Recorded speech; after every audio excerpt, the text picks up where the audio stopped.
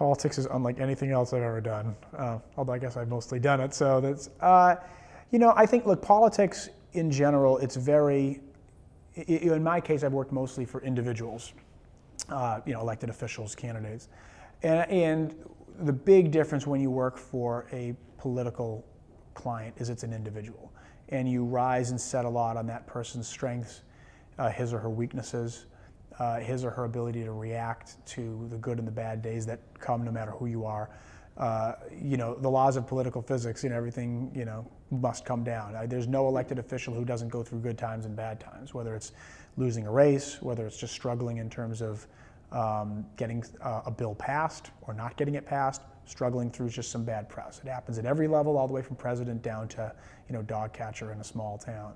So I think it's a very unique type of job because you're really tied not only to an individual, but also to the circumstances that surround that particular individual, the political circumstances, the economic circumstances, whatever the current events are that are affecting that individual's job. I think elected officials and their organizations are uniquely prepared and uniquely suited to crisis communications, partly because they go through crisis, but I think also at the end of the day, they are constantly dealing with public opinion, and in politics, public opinion is fast moving. With any corporate client, and just with corporations in general, they're thinking long term.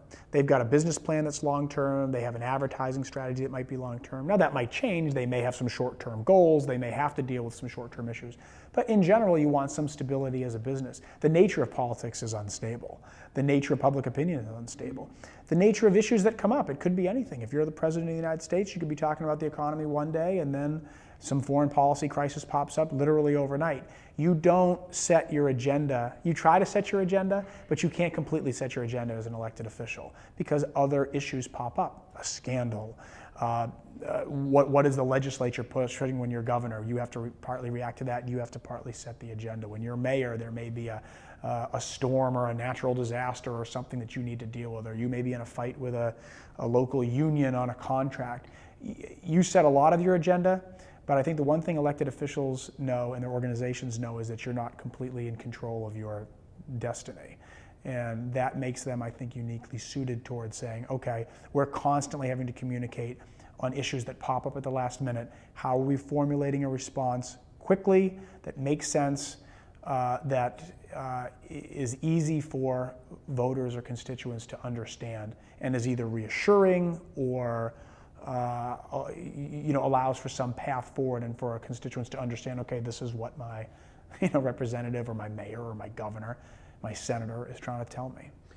Well, I think elected officials have a lot of audiences that they have to cater to. And so whether it's in a crisis or whether it's just day-to-day communication, you have to constantly think of how are you communicating with different sectors of the electorate. And that can, look, if you're a governor of a state, it's depending on how diverse the state is, it can be very diverse, economically diverse, religiously diverse, ethnically diverse.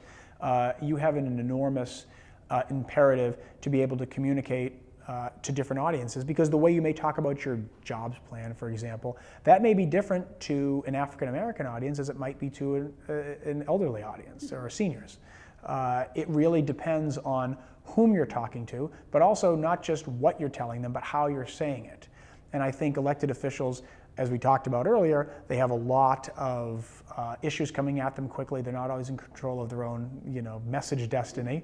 But they've also have to figure out, how am I communicating this to a very diverse? I got young people, I have old people, I have people who are employed, I have people who are unemployed.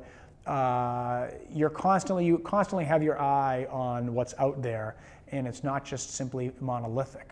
I guess you can say that about some corporate clients and nonprofit clients, but I have found that the larger the elected officials' constituent base, the more that you've got to slice and dice your message a bit. Hopefully have an overall theme that you're sticking to, but you've got to figure out how to deliver those messages in an effective way. Look, I think people are very cynical. I think that people want, but I should say, I think people want to really believe in something. And so, we'll talk a lot about how do you communicate to different sectors or different groups or different individuals or different, demographics. But at the same time, they want a common theme to rally around, or maybe it's an individual, maybe it's an issue. Maybe it's a TV show, maybe it's a movie. But I think they want a common experience, and I think the Obama race really gave that to people. And so it was just an enormously diverse effort and campaign. You had just people coming in from all over, rural and urban and young and old and black and white. And I think it's an easy sort of, it have a corny sound to it. But I think what you saw is that while people are using things like the internet, things like their Facebook pages to find sort of niches and small groups of people, when you can find something that unifies all of them or a lot of them, the power in that is sort of beyond, it's unbelievable. So it's easy to be cynical. I think we live in a cynical time, but I don't think that means that it can't be done. I think that kind of campaign showed it. I think that if you can unify sort of disparate groups nowadays, you have a power that is unique. When you're working for a candidate, you want to choose the right one. And I say that not the one who's going to win or lose, but you want to choose one that you believe in, but also that can sort of stand the fires that they're going to go through. They need to believe in what they're talking about. They need to have a plan. That stuff, voters see through that kind of stuff. So I think there's an image out there of candidates who are somehow these kind of actors or shells, and they have all these people pulling strings behind them. I tend to not agree with that. That may be the case. I think, of course, it's the case in some issues. But I've been very fortunate to work for a lot of good people throughout the years. Bill Bradley, Richard Gephardt, Barack Obama, Chris Dodd when he was senator. Those guys know what they want to do, who they want to be, what kind of policies they want to advocate for. I think it's unfair to paint elected officials as completely, just looking in the wind and saying this is what I'm looking for, or this is what I'm going to advocate for because the public wants it. I think their job, good ones say, this is where I want to take people. I research, or I say, how's the best way to communicate what I want to do to them? And I think that is a totally acceptable way to communicate with folks. I think, with presidential campaigns, they are enormous entities, and they come at lightning speed. So you're dealing with some kind of crisis every single day because there's new news coming out every single day. But I think that the campaign that I was on in 2008, we were uniquely suited because you had a candidate, he never really got too excited one way or the other. He didn't get pulled by the news of the day too much. He'd respond to a story if he needed to. There was very little drama in the campaign. And I think he knew what he wanted to tell people. If you know what you want, that you have an enormous leg up. And we were not always in the lead. I think it's easy to say, well, things were working for him, but we were down for the vast majority of the primary race by significant numbers all over the country. But I think if you have a message you think you stick to and you have a compelling candidate, you have a good shot to win. Dealing with any kind of crisis on a campaign can be, is sort of, it's part of what you do. I mean, you work in crisis communications on a campaign the way artists work in oils or clay. So it's really an inevitability of your job. I think on the Obama campaign, we've talked about how steady he was. I think that was important. I think we talked about how he stuck to a theme. I think that was very important. And I think what he did very effectively, I'll give you an example. We went into the New Hampshire primary. We were down for a year.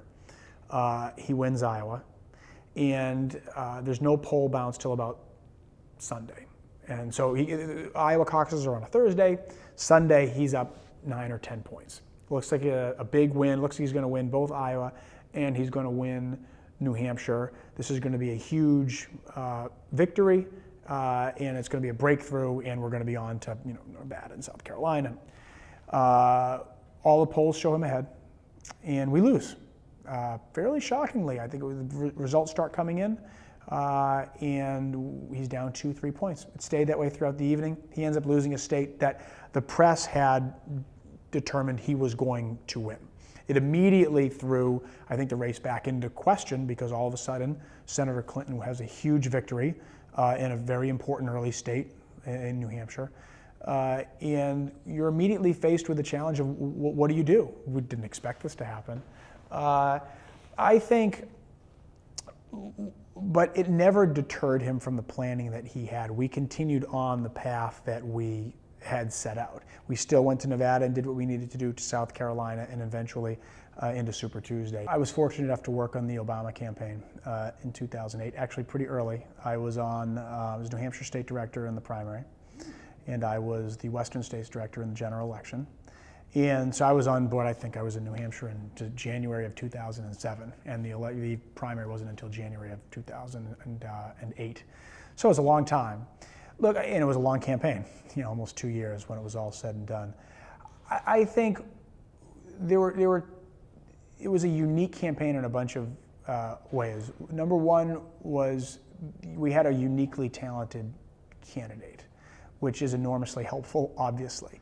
But he was very good at, we talk about crisis communications, and what he was, then Senator Obama and now President Obama, was very good at always seeing the big picture. I think it's very important in a political context to really, if you have a theme that works, or you have an image or a message you're trying to get out there, you want to stick to that as much as you can. And he was very good about not being pulled in different directions. You need to say this, you need to do that, you need to slice and dice this 5,000 different ways.